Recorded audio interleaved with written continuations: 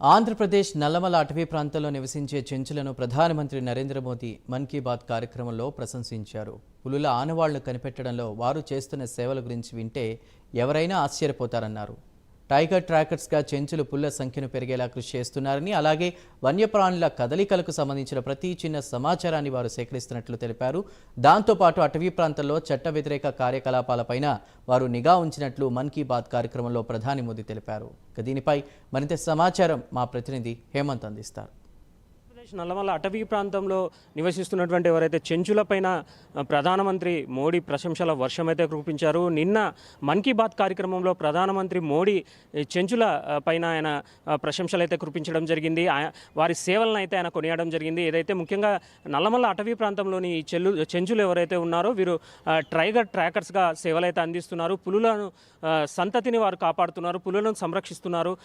దీనిపైనే ఆయన మాట్లాడడం జరిగింది. ప్రధానమంత్రి వీరి సేవలు అనవిచనీయమనేసి ఆయన కొనియాడడం జరిగింది. మొత్తం మీద ఈ ప్రధానమంత్రి ఎవరైతే ఉన్నారో నరేంద్ర మోడీ చెంచుల జీవన విధానం కావచ్చు, అలాగే వారు ఏదైతే పులులు సంరక్షించడం అంటే ముఖ్యంగా ఈ టైగర్ ట్రాకర్స్గా అటవీ శాఖ అధికారులు వీరిని తీసుకొని శిక్షణ ఇస్తున్నారు.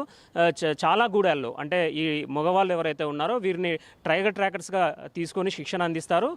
అలాగే వీరు ఎక్కడైతే ఈ పులి కదలికలు అలాగే వన్యప్రాణుల కదలికలను ఎప్పటికప్పుడు ఈ సెట్ల ద్వారా వైర్లెస్ సెట్ల ద్వారా అయితే అటవీ శాఖ అధికారులకు అందజేస్తూ ఉంటారు. దీంతో ఎప్పటికప్పుడు అంటే పులులను వేటగాళ్ళ బారిన పడకుండా ఎప్పటికప్పుడు ఈ అటవీ శాఖ అధికారులు అయితే చర్యలు అయితే తీసుకుంటూ ఉంటారు. వీరి కదలికలు అంటే ముఖ్యంగా వేటగాళ్ళు ఎటు సైడ్ నుంచి వచ్చినా కూడా వారు ఎక్కడ నుంచి వచ్చినా కూడా వీరు వస్తూ వేటాడకుండా ఎవరైతే ఈ చెంచులు ఉంటారో వీరిని వెంటనే పసిగట్టి అటవీ శాఖ అధికారులకైతే చెప్పడం జరుగుతుంది. వారికి సమాచారం ఇవ్వడంతో ఈ అటవీ శాఖ అధికారులు ఎవరైతే వేటగాళ్ళు ఉన్నారో వెంటనే వారిని పసిగట్టి వారిని అదుపులోకి తీసుకోవడం జరుగుతుంది. దీనివల్ల వేటగాళ్ళ బారిన పులులు తక్కువ పడడం అలాగే పులుల సంతతి కూడా పెరుగుతూ వస్తోంది క్రమక్రమంగా నల్లమల అటవీ ప్రాంతంలో.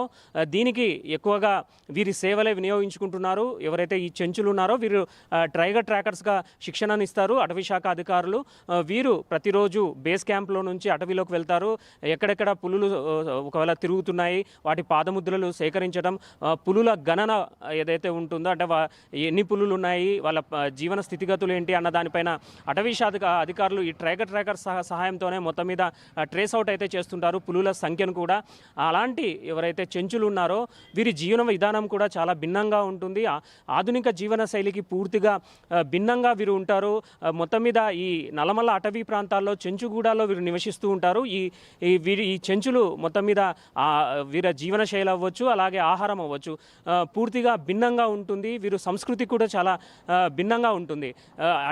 ఇప్పుడు ఏదైతే అటవీ సంరక్షణలో అయితే వీళ్ళు ఉంటారు ఈ అటవీ ప్రాంతంలోనే గూడాలు ఏర్పాటు చేసుకొని 10 నుంచి 12 కుటుంబాలు ఒక గూడెంలాగా ఏర్పాటు చేసుకొని అక్కడ నివసిస్తుంటారు. వీరి ఆహార శైలి కూడా చాలా భిన్నంగా ఉంటుంది. ఆకులు అలములతో పాటు అలాగే గడ్డలు చామదుంపలు లాంటి ఆహార పదార్థాలను ఎక్కువగా సేకరించి వాటిని తింటుంటారు. అలాగే తేనె ఇలాగే ఔషధ మొక్కలను వీళ్ళు సేకరించి వాటి ద్వారా తమ ఆదాయాన్ని అయితే చూసుకుంటూ వస్తుంటారు. మొత్తం మీద చూస్తే నల్లమల అంటే శ్రీశైలం ఇటు నల్లమల అటవీ ప్రాంతం ఏదైతే ఉందో ఇది చాలా దట్టమైన అటవీ ప్రాంతం. వేల ఎకరాల్లో ఈ నల్లమల అటవీ ప్రాంతం అయితే విస్తరించి ఉంటుంది. ఈ మధ్య కాలంలో ఇటీవల కాలంలో కేంద్ర ప్రభుత్వం తీసుకున్న చొరవ అవ్వచ్చు అలాగే రాష్ట్ర ప్రభుత్వం తీసుకున్న చొరవ అవ్వచ్చు.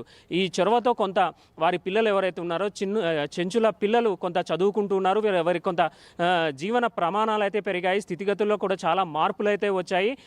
ఇదే విషయాన్ని కూడా ప్రధాని మన్ కీ బాత్ కార్యక్రమంలో అయితే చెప్పడం జరిగింది. ఎవరైతే ఈ చెంచులు ఉన్నారో వీరికి కేంద్ర ప్రభుత్వం సంరక్షణగా ఉంటుంది, వారికి అభివృద్ధికి దోహదపడుతుందంటే ఆయన కూడా మన్ కీ బాత్లో ఆయన చెప్పడం జరిగింది. ఏదైతే ఈ చెంచులు ఎవరైతే ఉన్నారో వీరు వస్త్రాధరణ కూడా చాలా డిఫరెంట్గా ఉంటుంది. ఎందుకంటే వీరు మన ఆధునిక శైలికి భిన్నంగా ఉంటాయి. వీళ్ళ ఆహార వ్యవహారాలు ఆచారాల వ్యవహారాలు కూడా అంతే భిన్నంగా ఉంటాయి. ఈవెన్ సంస్కృతి కూడా వీరిది చాలా భిన్నంగా ఉంటుంది. ఏదైతే వీరు ఉదయం నుంచి సాయంత్రం వరకు దాదాపుగా అటవీలోనే ఉంటారు.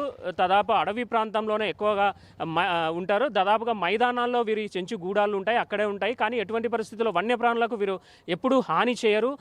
ఒకవేళ వన్యప్రాణులు ఏమైనా ఇప్పుడు ముఖ్యంగా పులులు సంబంధించి ఏమైనా వస్తే కూడా దాడి చేస్తే దాన్ని ప్రతిఘటించేందుకు వారి కాడ కొన్ని పలిముట్లు ప్రత్యేకంగా ఏర్పాటు చేసుకుని ఉంటారు. ఈవెన్ విల్లంబులు కూడా ఉంటాయి. కానీ ఎటువంటి పరిస్థితుల్లో వేటాడే పరిస్థితి అయితే వీరికి ఉండదు. చెంచులు మొత్తంగా సాత్వికంగానే దాదాపుగా ఉంటారు. దాదాపుగా వారి జీవన శైలి కూడా అలాగే ఉంటుంది. మొత్తం మీద అయితే ఎవరైతే ప్రధానమంత్రి ఉన్నారో నరేంద్ర మోడీ ఏదైతే చెంచుల గురించి ప్రస్తావించారో, ఏదైతే చెప్పారో, ఏదైతే ఈ జీవన విధానం అవ్వచ్చు, వీరి అభివృద్ధి పైన ఇప్పుడు మన్ కీ బాత్లో ఎవరైతే ప్రస్తావించారో నరేంద్ర మోడీ, ఇప్పుడు ఇది కొంత చర్చనీయాంశమైంది. జీవన విధానం కానీ ఇలాగే చెంచుల స్థితిగతులపైన కానీ ఇప్పుడు అంతా చర్చ అయితే నడుస్తోంది. కెమెరామెన్ రాజుతో హేమంత్, ప్రైమ్ 9 న్యూస్, కర్నూలు.